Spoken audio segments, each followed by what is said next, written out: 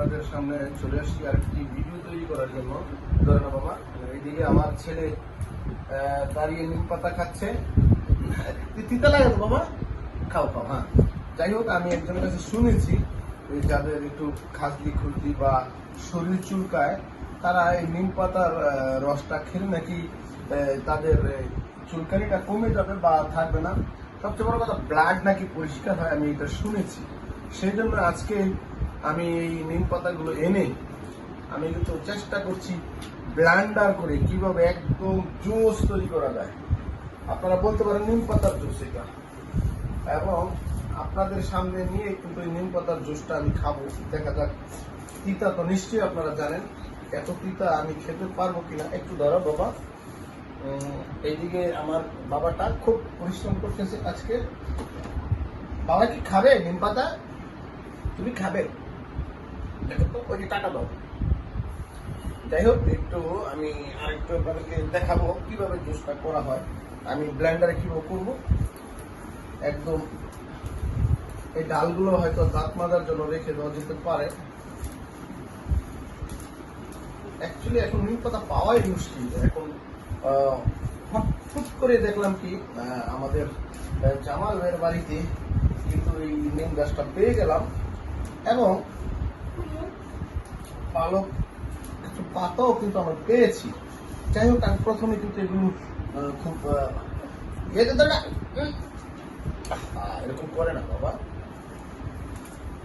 আমি কিছুক্ষণের মধ্যেই সেই জুসটা তৈরি করবো।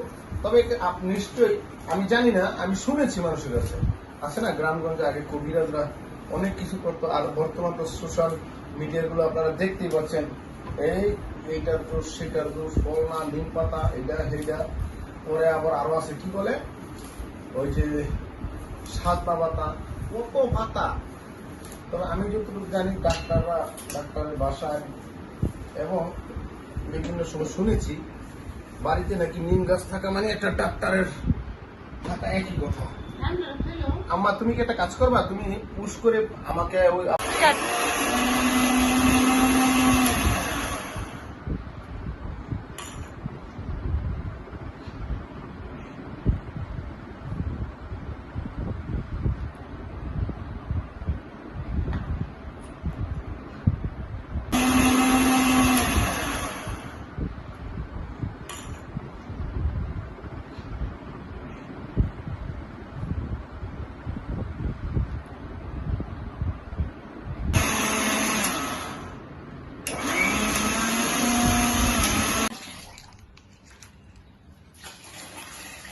এগুলো এখন বোতলজাত করে আমি ফ্রিজে রেখে দেবো, এবং এইখান থেকে আমি এক গ্লাস খেয়ে দেখবো আসলে কিরকম হয়। আপনাদের সামনে খাচ্ছি।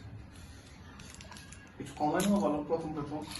না, কমাই না, উপকারী তো, খাও, ভয় পাও না, খাও। বিসমিল্লাহ।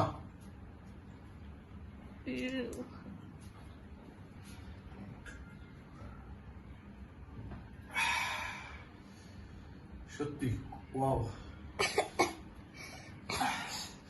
আপু, খালি বোতল দিয়ে আসো।